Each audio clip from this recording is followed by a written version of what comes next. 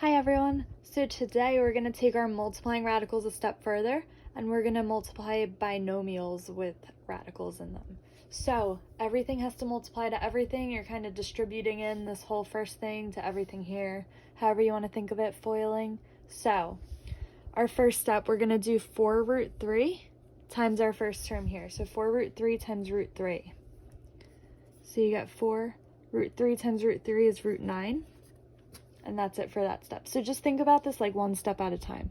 So now we're going to multiply our next one. 4 root 3 times 2 root 2. 4 times, it's a negative sign, so minus. 4 times 2 is 8. Root 3 times root 2 is root 6. So now we're done with that 4 root 3. Now we distribute in this 5 root 7.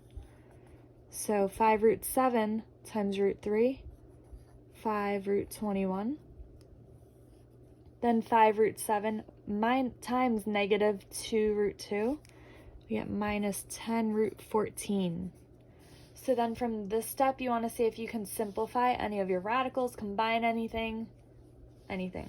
So the square root of 9 is 3, so you can simplify this. Square root of 6 can't be simplified, square root of 21 can't be simplified, and square root of 14 can't be simplified. So the 4 times 3 is 12. So this becomes your whole answer. So you got a really long, messy looking answer. You're going to want to combine stuff, but sometimes you just can't. So we're going to look at another example of this.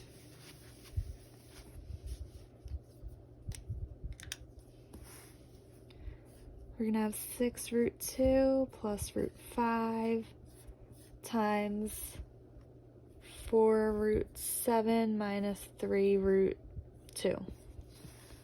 So again, we're just going to have to distribute everything to everything.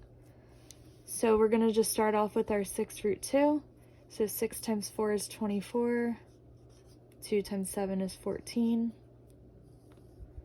Now 6 root 2 times negative 3 root 2 minus 18 root 4.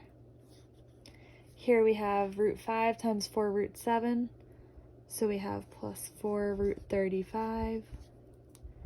Then root 5 times negative 3 root 2, negative 3 root 10.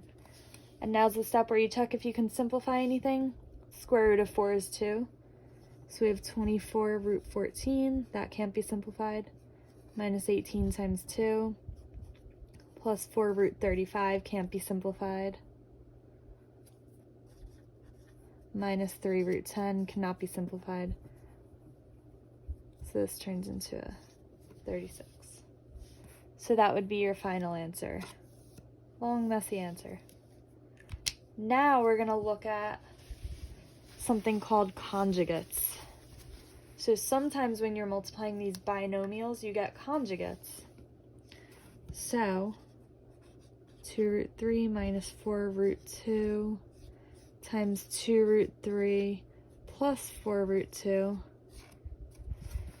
So it's where you have the same numbers in the parentheses, but opposite signs multiplying each other. So we're going to multiply this out and see what happens.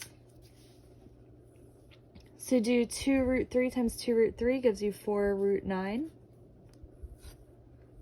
2 root 3 times 4 root 2 gives you 8 root 6. 4 root 2 times 2 root 3, 8 root 6. And then 4 root 2 times 4 root 2 minus 16 root 4. So now when we want to simplify and combine terms, the square root of 9 is 3, so 4 times 3. Well, right here we have positive 8 root 6 minus 8 root 6. They cancel out. And then we have minus 16 times 2 because the square root of 4 is 2.